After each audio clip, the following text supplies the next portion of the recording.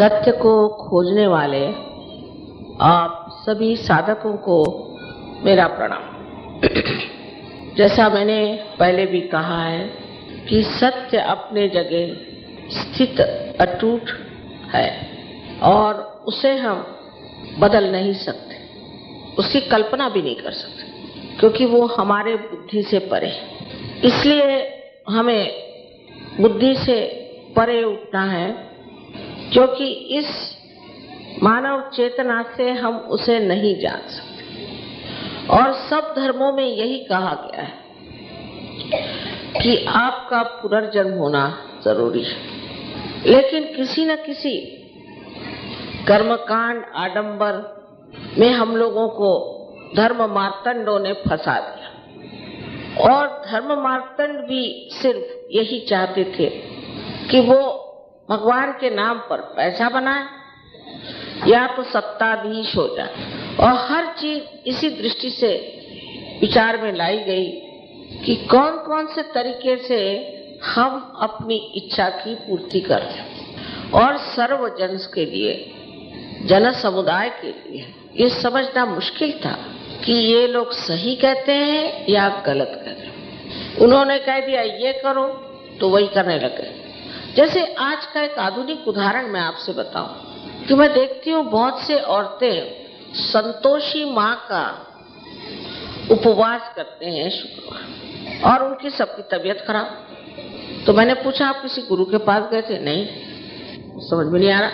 इनका तो ऐसा ही हाल है जैसे किसी गुरु ने इनको मंत्रमुग्ध कर दिया। कहने लगे फिर हम तो सिर्फ संतोषी माँ को मानते थे और शुक्रवार का उपवास करते। ये सिनेमा वालों ने संतोषी माँ बनाई, फिल्म वालों। अब ये फिल्म वाले क्या कोई देवी बना सकते हैं क्या? और लगे उसी के पीछे में। जो स्वयं संतोष का स्रोत है वो कैसे संतोषी हो सकते? तो संतोषी है, स्वयं जो संतोष है वो संतोषी कैसे हो सकते? इस प्रकार की नानाविध चीजें, चाहे आप हिंदू हो, मुसलमान हो, ईसाई हो, सब लोग किसी भी धर्म के हो, सिख धर्म के हो, सब में ये चीजें एक तरह से आ गई है। और इसलिए जो चीज असल है वो तो छूट गई, नकल की चीजों पे हम लोग बैठ गए। आज ही कोई साहब बता रहे थे कि कुंभ के मेले में हजारों लोग मर गए। हजारों सदियों से कुंभ का मेला होता है, और ऐसा शास्त्र में कहीं कहा गया है कि जिस वक्त ये समय आता है उस समय सरस्वती का पात्र खुल जाता है और उसमें नहाने से पाप धुल जाते। पर हिंदुस्तान में देखते हुए तो पाप कुछ घटे तो नहीं, बढ़ ही गए। घटने की तो बात दूर है। तब फिर शंका होने लग जाती है धर्म पे कि धर्म क्या चीज? ये तो सब एक तमाशा है, ढकोसला। कोई भी धर्म गलत नहीं, कोई भी अवतरण गलत नहीं है, कोई भी संत साधु दृष्टा योगी गलत नहीं। गलत तो वो लोग हैं जो इनको अपने हाथ में लेते हैं और धर्म को बेच रहे हैं। ये सब धर्म कर रहे हैं, चाहे वो सत्ता के लिए लड़े और चाहे वो पैसों के लिए। चीज सब एक।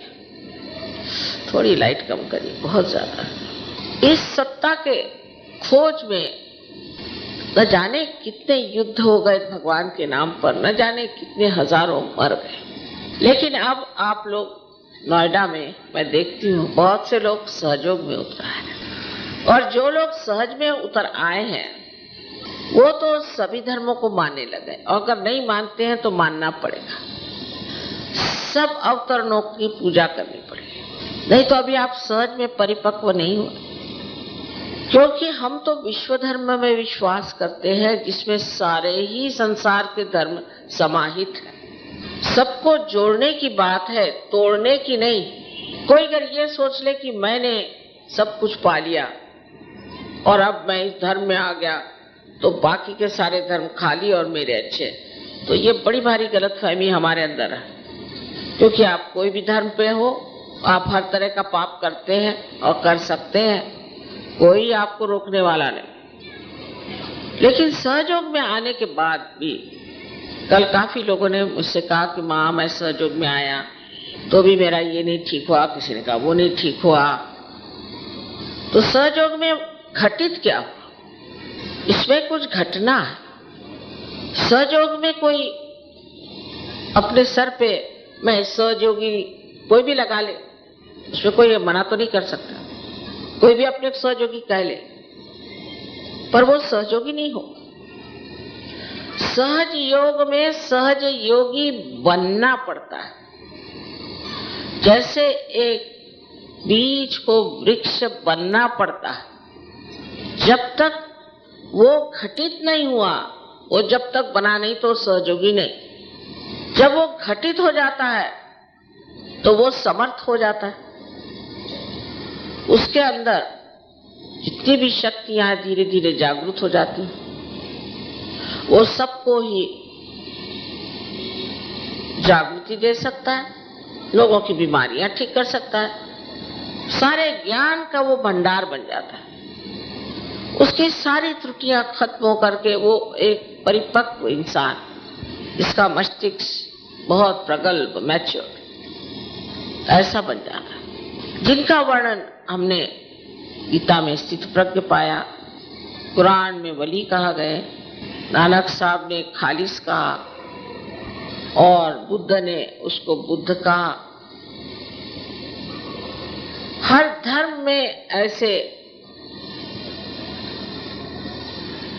योगी का, जिसे कि हम कह सकते हैं कि प्रकाशित, जिसकी बुद्धि हो गई, उस प्रकाश में जीवन के बारे में कहा गया और उस प्रकाश को प्राप्त करने के बारे में कहा है, जो आत्मा के प्रकाश से मनुष्य में एक परिवर्तन घटित कर देता है, उसके बारे में भी कहा गया। सब धर्मों में इसकी चर्चा है।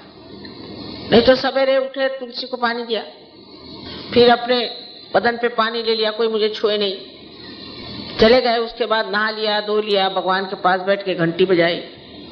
ये धर्म बाहर रह गया, अंदर नहीं। नमाज पढ़ी, बाइबल पढ़ा, सारा धर्म बाहर रह गया। अंदर आने के लिए वो धर्म अंदर से खालिस होना पड़ेगा, स्वच्छ होना पड़ेगा।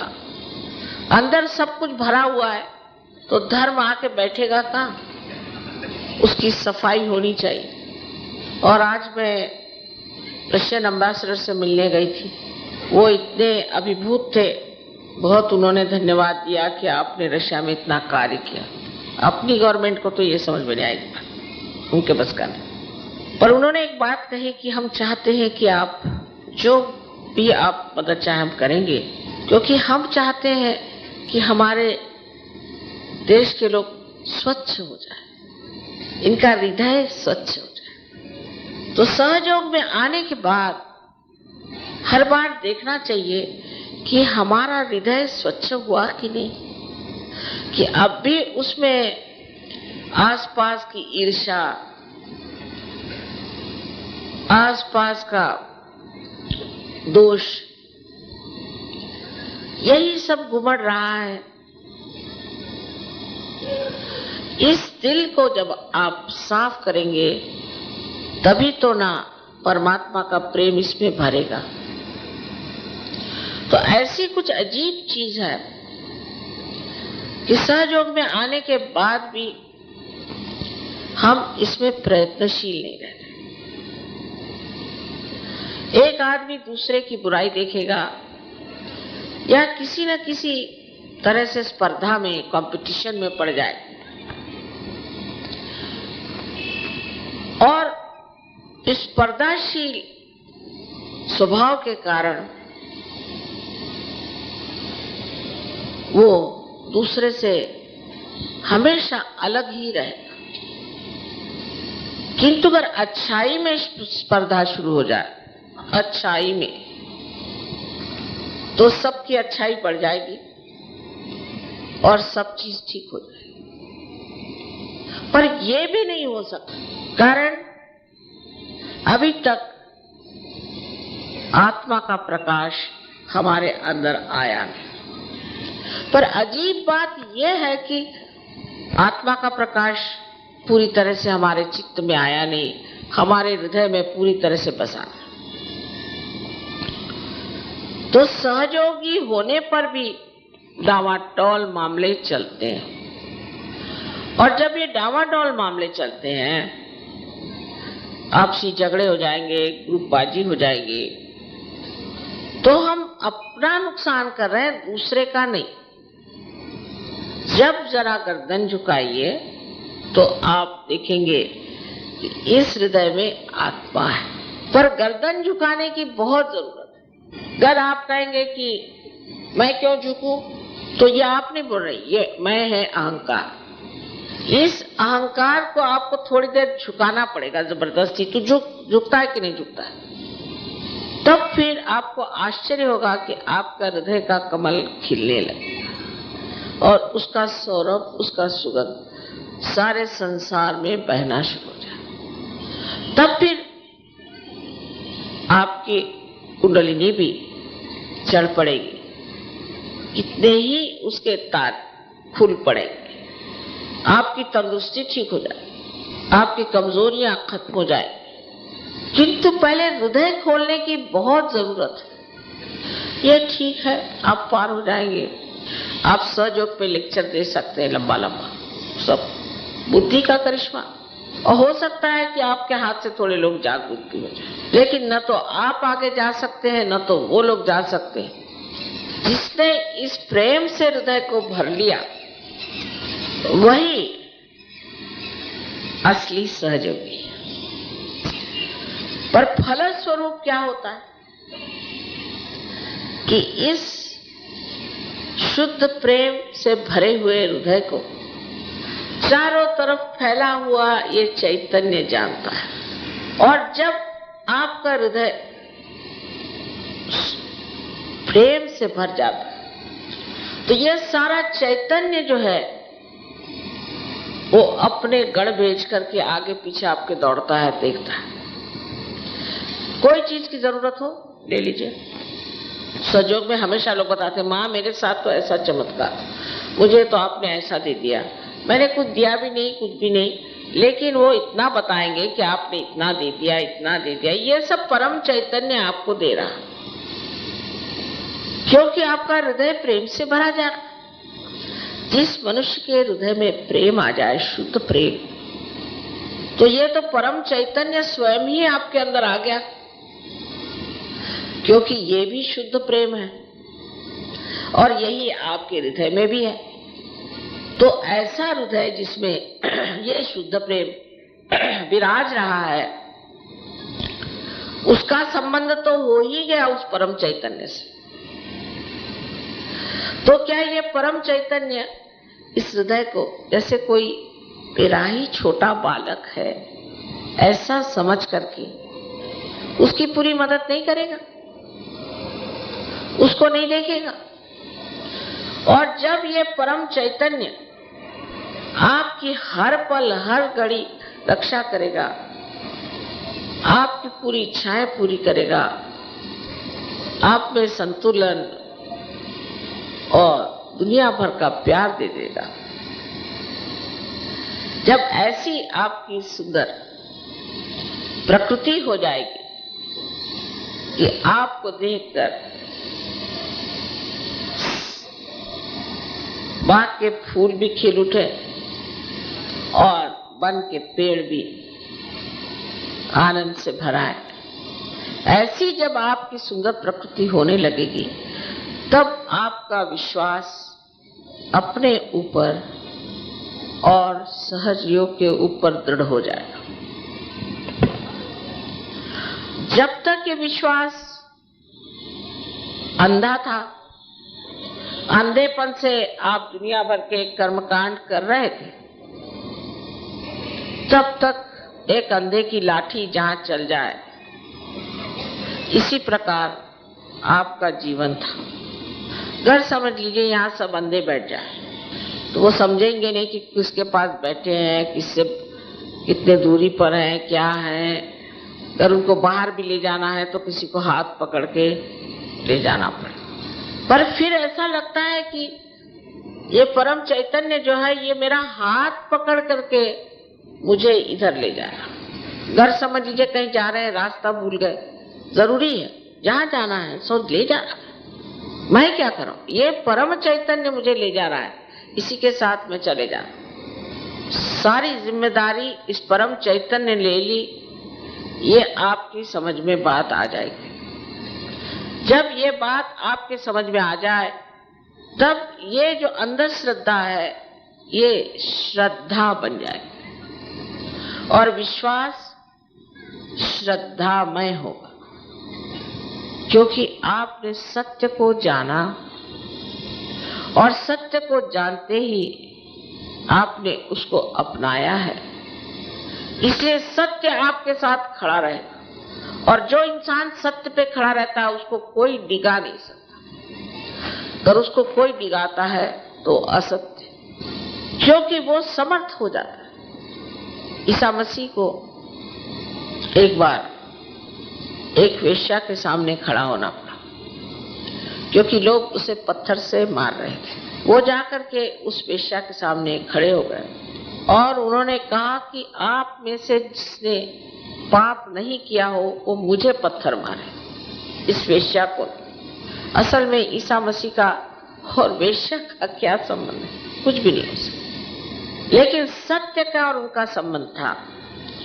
उस सत्य की बुनियाद पे खड़े होकर जब उन्होंने कहा तो सब ने अपने पत्थर फेंक दिए और सब भाग गए। ऐसी प्रखर सत्य की शक्ति है जो हर तरह की नारकीय या पाशवी प्रवृत्तियां हैं, जो दुष्टता का हमारे अंदर भाव है, उसको पूरी तरह से नष्ट कर देती। सिर्फ खड़े होने की जरूरत है और खड़ा होना है इस सत्य की श्रद्धा पर। श्रद्धा का मामला मैंने बड़ा जबरदस्त देखा। अभी चेकोस्लोवाकिया में एक स्त्री बहुत बीमार थी और पता नहीं उसको कितनी बीमारियां थी बेचारी को। तो उसको एक काफी उम्र थी उनकी, एक कुर्सी पे बिठा के लिया, मेरे सामने आके खड़ी हुई, रखी उनको किस तरह से। तो वो जो थोड़ा बहुत अंग्रेजी सीख के आए थे कह रहे थे कि माँ मैं इतना ही कहना चाहती हूँ कि आप मुझे एकदम ठीक करें, मुझे पूर्ण विश्वास है आप मुझे ठीक करें। 3-4 बार उन्होंने कहा। मैंने कहा वास्तव में तुम कैसा विश्वास है कि मैं ठीक करूं? हाँ मुझे पूर्ण विश्वास है। अच्छा तो खड़ी हो जाओ। खड़ी हो गई वो, मैं तो ठीक हो गई। सीढ़ियां उतर के नीचे गई और लगी दौड़ने, सब लोग देखने लगे, सब हंसने लगे। पर इस परम विश्वास के साथ उसने बात की। ऐसा विश्वास सहयोगियों के हृदय में बैठना चाहिए कि हमारे लिए परम चैतन्य खड़ा हुआ है और हमारा सिर्फ जब उस पर विश्वास नहीं होता तो फिर परम चैतन्य कहता अच्छा तो तुम जो करना कर। ये जब तक हम परम विश्वास को प्राप्त नहीं करेंगे तब तक हमने जाना नहीं कि सत्य क्या है। सत्य यह है कि परमात्मा चाहते हैं कि आप उनके साम्राज्य में आए और उनका साम्राज्य इस कदर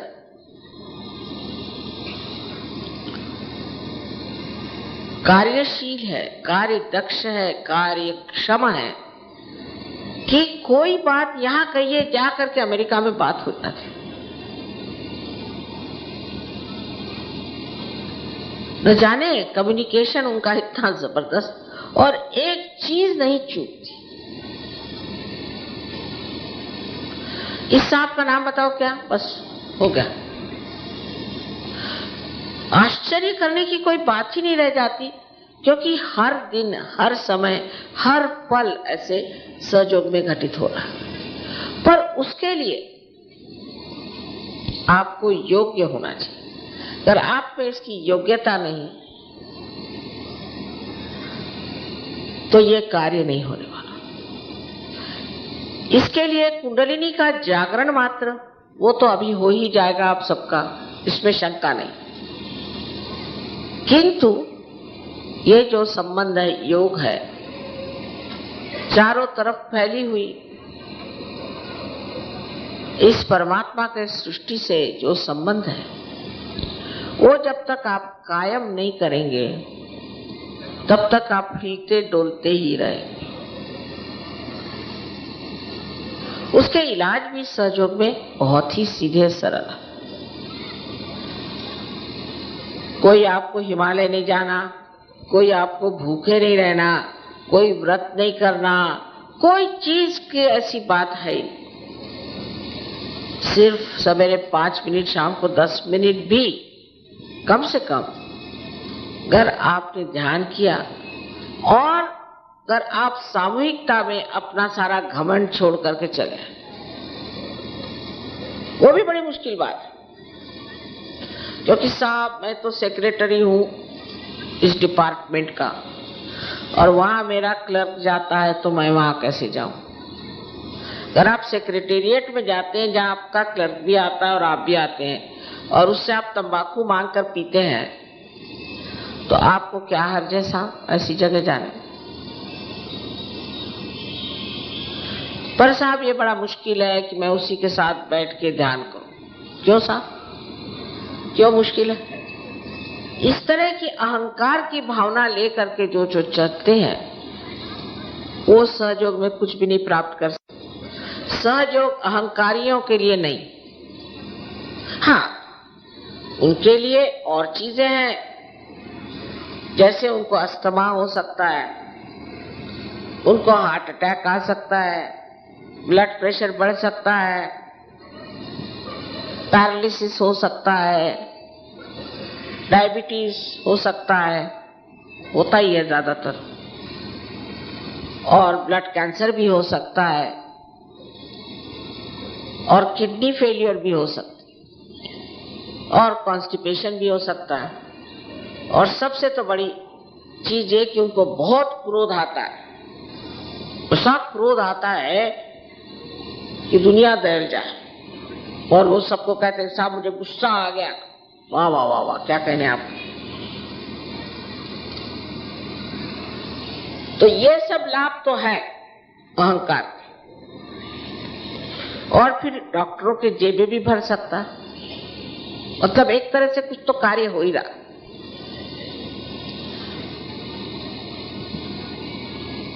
लेकिन आप इस संसार में किस लिए आए हैं? पीड़ित रहने के लिए और सबको पीड़ा देने के लिए, कि इस जीवन का आनंद उठाने के। वो आनंद आप अंधश्रद्धा से नहीं पा सकते, कभी भी नहीं। जैसे अंधे को कोई सा भी रंग दिखाई नहीं देता, उसी प्रकार अंधश्रद्धा से मनुष्य को कभी भी परमात्मा के प्यार की छटा भी नहीं मिल सकती, जान भी नहीं सकता कि परमात्मा कितना प्रेम से भरा हुआ है। उसको छा तक कभी मिल नहीं सकती, एक बूंद भी वो उसे नहीं पा सकता, जो कि साक्षात अमृत स्वरूप चारों तरफ फैला हुआ। तो हम क्यों बेकार में ही इस गर्त में पड़े हुए गोते लगा रहे, जबकि इतना आसान है उस अमृत को पाना। क्यों न उसे हम प्राप्त करें, जब हमारा अधिकार है इसे प्राप्त करना। हम इंसान हैं, इंसान तो पहुंच गए, मंजिल तक आ गए, थोड़ा और आगे जाना। लेकिन मंजिल तक आते तक इतनी गठरियां सर पे आपने लाद ली, जो मिला सो लाद के आए कि अब 2 कदम भी चलना नहीं हो सकता, बैठ गए मैं ढंग से, अब नहीं चल सकते, क्योंकि दुनिया भर की गठरियां आपने इकट्ठी कर ली। कितने लोगों से मैंने कहा कि आप अब कर्मकांड को छोड़ो। ऐसे कैसे हो सकता माता जी? हम तो शुरू से ही करते आ रहे। हम शुरू से रोज सवेरे मैं 1000 बार राम का नाम लेती हूँ। अच्छा भाई, फिर आपकी विशुद्धि तो पकड़ रही है और आपको अस्थमा है जो राम का स्थान है, तो क्या फायदा हुआ आपको? लेकिन वो मुझसे नहीं छूटने वाला, आप चाहे कुछ करें। इसकी लत तो मैं सोचती हूँ शराब से भी बदतर है। जो एक बार आदत पड़ गई वही लत लिए पड़े चले। शराब छूट जाएगी पर ये लत नहीं छूटती। अरे भाई, तुम्हारा ये विशुद्धि चक्र खराब जा रहा है और तुम्हारा ये राइट हार्ट पकड़ रहा है, तुमको अस्थमा की शिकायत हो गई, श्री राम का स्थान है, श्री राम ही तुमसे नाराज है। मैं क्या करूं माता जी, मुझसे छूटता ही नहीं। ऐसी ऐसी आदतें हम लोगों ने लगा दी, जैसे कि किसी आदमी में गाली गलौच करने की आदत हो गई, लगा ली गाली गलौच, और उसका कोई इलाज नहीं हुआ।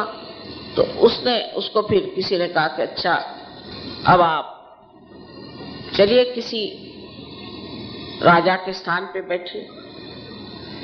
तो वो वहां से ही गालियां देना शुरू कर दी। ये भूल जाएगा कि मैं राजा के स्थान में बैठा हूं, मुझे कायदे से बैठा, वहां से गालियां देना शुरू कर दिया। उनके लिए भी स्थान है, इनको गाली गलौच की आदत है। आप लोग पार्लियामेंट में चले जाइए, काहे को लोगों को परेशान कर, वहां चल जाएगा ये काम। जिस स्थान पे आपको बैठना है उसकी लियाकत भी होनी चाहिए, ये तो जरूरी चीज है। तो पहली चीज ये है कि कुंडलिनी के जागरण के बाद अपने को तौलना चाहिए, मैं कहाँ हूं। लियाकत का मतलब ये नहीं कि आप कौन सी मोटर में आए, या आप कौन से ढंग से बैठे, या आपने कौन से कपड़े पहने, ये लियाकत की बात है। लियाकत है अंदर की एक स्थिति, आपकी श्रद्धा। और दूसरा कि सहज योग की जो युक्ति है, योग का मतलब दो होता है। योग तो एक है कि उस परमात्मा के प्रेम की शक्ति से एकाकारिता, और दूसरा है युक्ति माने इल्म। उसका इल्म भी आपने सीखा कि नहीं।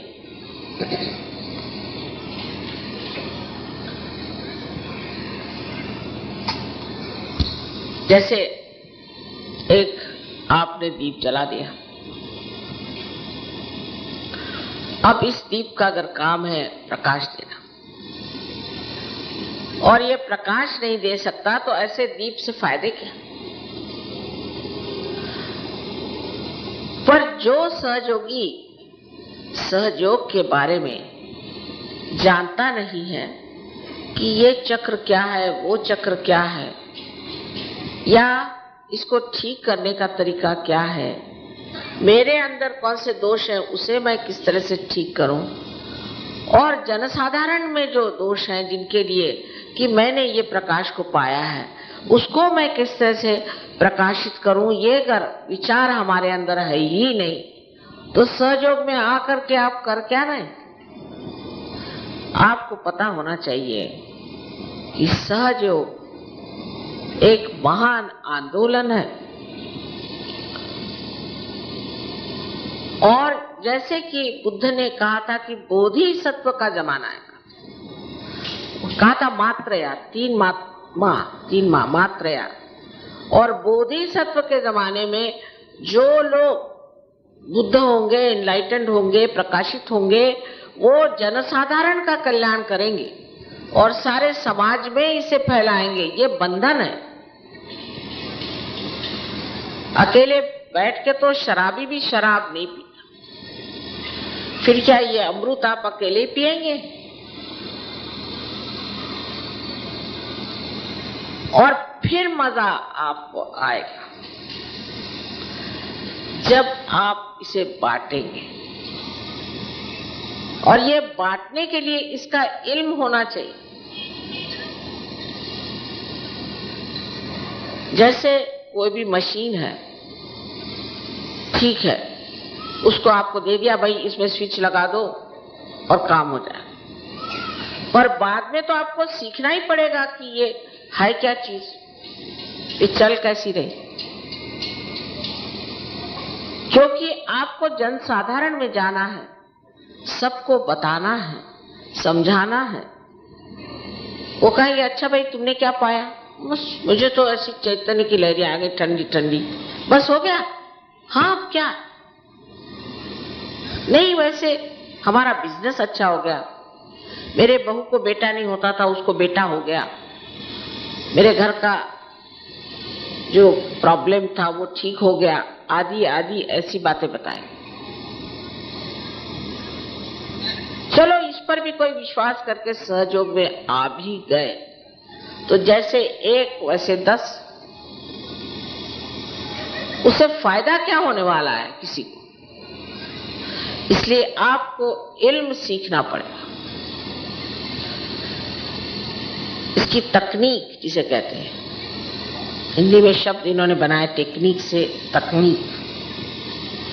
इसकी तकनीक सीखनी पड़ेगी हर एक सहयोगी को, जो बहुत ही आसानी से सीखते हैं। मैं भी मेडिकल कॉलेज में पढ़ी हूँ, बाप रे बाप, हड्डियां लेके सोना पड़ता था, वो हड्डी के एक एक पुर्जे को याद करना पड़ता, कहीं बच्चे को काट, कहीं मुर्दे को काट। 7 साल में तो कोई पास नहीं होता, तो 8-10 साल में अगर पास हो गए तो कहीं जाके आप डॉक्टर हो जाते।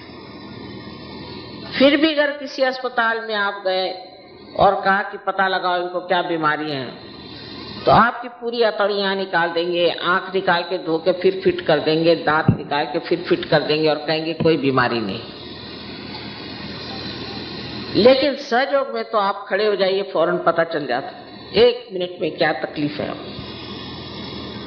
फौरन पता हो जाता है कि आपको क्या तकलीफ है और दूसरे को क्या तकलीफ है। तो संवेदना अपने अंदर आनी पड़ेगी, उस संवेदना के साथ इल्म भी आना चाहिए कि इसमें हमने अभी देखा, इसको ठीक कैसे किया जाए। अभी एक साहब ने लिखा कि माँ, मैं जब दूसरों को ठीक करता हूं तो वो मैं कमजोर हो जाता हूं, क्योंकि आप सोच रहे हैं आप कर रहे हैं, आप मेरा फोटो रखो, उसको ही बीमार हो जाते, मैं तो होती नहीं। कहना माँ तुम ही कर रहे हो गया काम करो। आप अपने ऊपर ले लेते हो तब ये प्रश्न खड़े हो जाते हैं। नोएडा में सहयोग बड़े जोरों में बढ़ रहा है, इसमें कोई शंका नहीं। पता नहीं मुझे भी यहीं पे जमीन मिल गई, यहीं पे घर हमारा भी बन रहा है। कुछ बात होगी नोएडा के विषय पर, यहाँ के सहयोगियों को सहयोग का इल्म कितना मालूम है वो मैं आकर जरूर देखूं। इल्म मालूम जरूर करना ही पड़ेगा, नहीं तो ऐसा हुआ कि आप किसी यूनिवर्सिटी में फर्स्ट ईयर में ही फेल हो करते रह रहे। जब तक आपको इसमें पूरा गुरुत्व मास्टरी नहीं आ जाएगी तब तक आप सहयोग में बिल्कुल बेकार आए हैं, आपका कोई उपयोग नहीं। जंगलों में लाइट लगाने से क्या फायदा, समाज में हमको प्रकाश देना। तो अब आपको समाज में उतरना पड़ेगा, भागना नहीं है समाज से। गंदगी से भागिए पर समाज से भागने की जरूरत नहीं। आपको देख के ही, आपके प्रकाशित जीवन को, आपके नूर को देख के ही लोग समझ लेंगे कि ये चीज कुछ और ही है, और पूछेंगे कि भाई है क्या, बात बताइए। धीरे धीरे उनके खुद समझ में आ जाए, इस पे जबरदस्ती करने की जरूरत है। पर समाज में जब तक आप कार्यान्वित नहीं होंगे, सिर्फ हाँ भाई मेरी तो तबीयत ठीक हो गई, मेरा बच्चा उसको भी नौकरी मिल गई, मेरा मेरा मेरा जब तक चलेगा तब तक आप सहयोगी नहीं। भले ही आप मेरा बैज लगाते घूमें, हम तो चाहते हैं, एक माँ तो जरूर है, लेकिन चाहते हैं कि जो कुछ हमारे अंदर है सब हमारे बच्चे उसी तरह से पनप जाए और उससे भी आगे चले। उसके लिए जो भी आप कहेंगे मैं करने को तैयार, जो भी मेहनत करेंगे वो करने को तैयार। पर मैं देखती क्या हूँ, माँ मैं तो बीमारी मेरी ठीक ही नहीं हो रही, माँ मेरा यही नहीं हो रहा, वो ही नहीं, यही रोना गाना करते रहते। तो क्या तुम लोग सहयोग में आए हो कि क्या?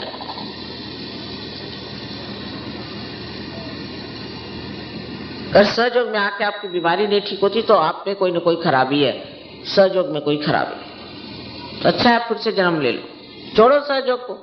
ऐसा सहयोग क्यों